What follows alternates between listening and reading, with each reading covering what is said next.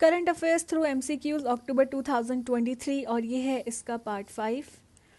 तो आपकी most awaited magazine जो नवंबर की मैगज़ीन है वो रिलीज़ हो चुकी है हमारी टेलीग्राम चैनल इलियोस IAS पर, जिसका लिंक आपको डिस्क्रिप्शन में भी मिल जाएगा। और मैगज़ीन का डेमो है।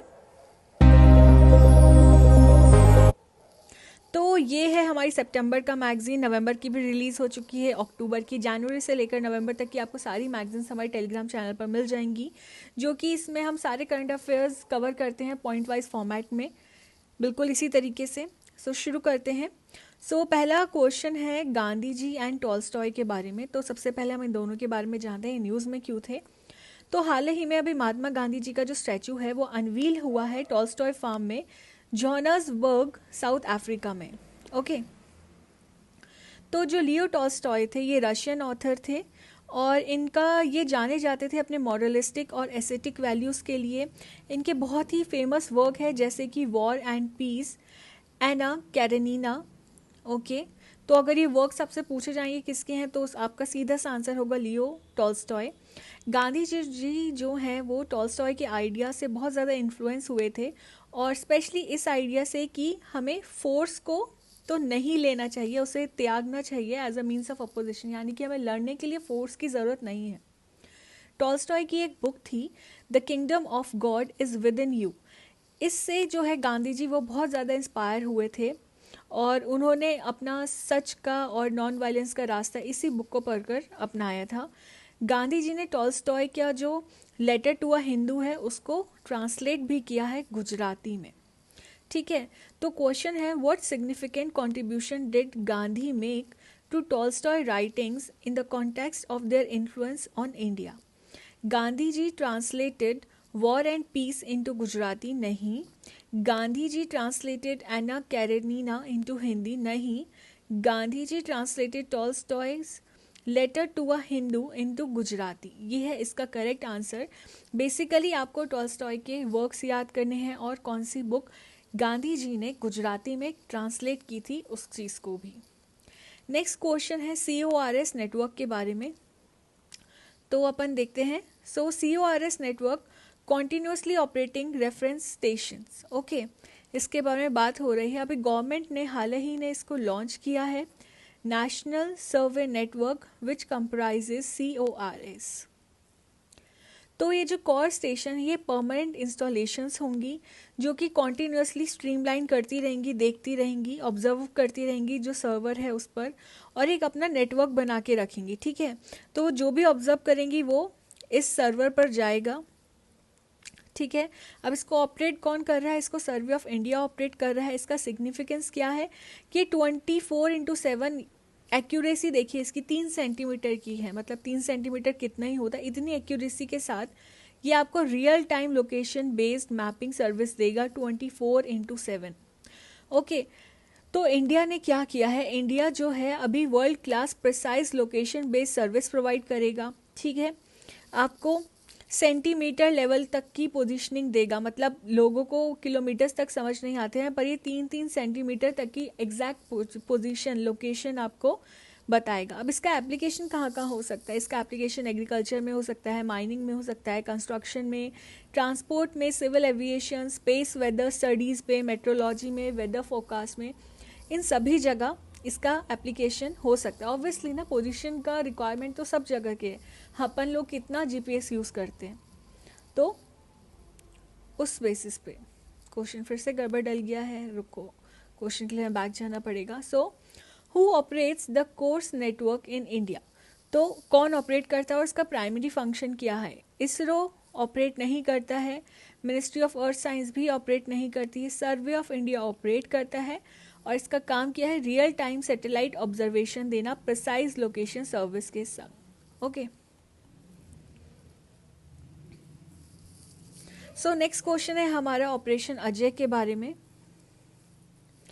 ऑपरेशन अजय जो है वो अभी इजराइल और हमास कॉन्फ्लिक्ट के बीच में आया, जिसमें हमने लगभग 1800 इंडियन सिटीजन्स को इजराइल से निकाला है, उन्हें वापस लेकर आए हैं, और इसमें हमने चार्टर्ड फ्लाइट्स का यूज़ किया है, इंडियन नेवी शिप्स का यूज़ किया है। तो क्वेश्चन क्या है, what is the primary objective of operation Ajay initiated by India. Facilitation of return of Indian citizens from Ukraine, इतना पोर्शन तो इसमें सही है, बट ये यूक्रेन से नहीं है, ये है इज़राइल से। So facilitation of return of Indian citizens from Israel. Okay, ये आपको अक्टूबर के गवर्नमेंट इनिशिएटिव सेक्शन में मिलेगा। नेक्स्ट क्वेश्चन है श्रेष्ठा के बारे में। श्रेष्ठा, इसका फुल फॉर्म क्या है? Scheme for residential education for students in high school in targeted areas.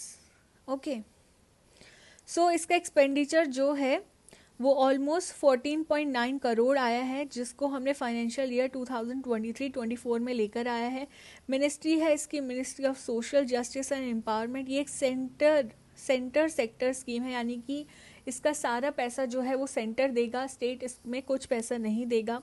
अब इसका ऑब्जेक्टिव क्या है कि हमें सर्विस के जो गैप्स बने हुए हैं एससी डोमिनेट एरियाज़ में, जिसमें जहाँ तक उनको सर्विसेज नहीं पहुँच रही हैं, उनको एड्रेस करना, उनको एससीज को अपलिफ्ट करना। बेनिफिट क्या है उनको कि उन्हें free high quality residential education मिलेगा जो इकोनॉमिकली डिसएडवांटेज हैं, और कहाँ से कहाँ तक 9th स्टैंडर्ड से 12th स्टैंडर्ड तक, ठीक है। तो उन्हें फ्री एजुकेशन मिलेगा रेजिडेंशियल स्कूलिंग के संग। ओके, अब इसकी इम्प्लीमेंटिंग एजेंसी क्या है? डिस्ट्रिक्ट एडमिनिस्ट्रेशन या फिर वॉलंटरी ऑर्गेनाइजेशन हो सकती है, एनजीओ हो सकती है, और अदर ऑर्गेनाइजेशंस हो सकती हैं। तो स्टेटमेंट 1 क्या कह रहा है कि SHRESHTA is a central sector scheme. ये बिल्कुल करेक्ट स्टेटमेंट है। Primary objective of SHRESHTA is to provide free vocational training to SC students. Vocational training की बात यहाँ पर नहीं की गई है, उनको हाई क्वालिटी एजुकेशन देने की बात की गई है। सो नेक्स्ट स्टेटमेंट क्या है? The benefit of Shreshtha are exclusively for female SC students. ऐसा कुछ बात नहीं किया गया है, वो सिर्फ एससी स्टूडेंट्स की बात करता है 9 से 12 स्टैंडर्ड तक। ओके, तो हमारी 2 स्टेटमेंट गलत है और सिर्फ एक स्टेटमेंट सही है, तो एनी वन इज़ ट्रू। ये आपको गवर्नमेंट इनिशिएटिव्स अक्टूबर 2023 में मिलेगी। आज का हमारा लास्ट क्वेश्चन है मॉन्ट ब्लैंक के बारे में। तो मॉन्ट ब्लैंक अगर अपन देखेंगे तो ये फ्रांस, स्विट्ज़रलैंड और इटली इस वाले एरिया में पड़ता है, ठीक है। तो मॉन्ट ब्लैंक जो है वो फ्रांस का हाईएस्ट माउंटेन है, मॉन्ट ब्लैंक, जो कि श्रिंक हो रहा है, तो इस वजह से ये न्यूज़ में है। ये यूरोप का हाईएस्ट पीक है, ठीक है, और इसकी हाइट जो है वो 4807 मीटर्स है।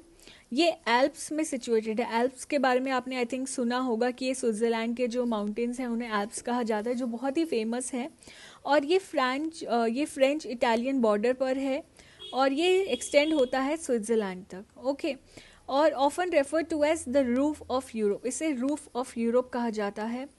इसका जो नेम ओरिजिनेट हुआ था वो ऐसे हुआ था कि snow cover that blankets it, translating to the white mountain in French. मतलब इसका नाम वाइट माउंटेन्स की तरह कहा जाता है क्योंकि ऐसी स्नो होती है जो बिल्कुल एक ब्लैंकेट की तरह रखती है। So Mont Blanc stands in Graian Alp range, ये एल्प्स रेंज में आता है, और इसका जो पोजीशन है वो ऑस्ट्रा वैली इटली में से लेकर अगर हम देखेंगे तो साविया एंड होते साविया इन फ्रांस तक है। तो ये इटली और फ्रांस इसके मीड में है, और ये एल्प्स माउंटेन में आता है, और ये स्विट्ज़रलैंड तक भी बाउंड्री बनाता है। तो क्वेश्चन क्या पूछ रहा है? In which mountain range is Mount Blanc located? Himalayas नहीं, एंडीज नहीं, Alps is the correct answer. याद रखना ये फ्रांस, इटली और स्विट्ज़रलैंड इन तीनों के आसपास है, और माउंटेन एल्प्स के अंदर आता ही। एनवायरनमेंट एंड ज्योग्राफी सेक्शन आपको अक्टूबर 2023 की मैगजीन में मिलेगा। So thank you so much. Keep smiling and keep learning and keep sharing also. और हमारा नवंबर का मैगजीन हम रिलीज़ कर चुके हैं। टेलीग्राम का लिंक जो है हमारे डिस्क्रिप्शन में आपको मिलेगा। Thank you.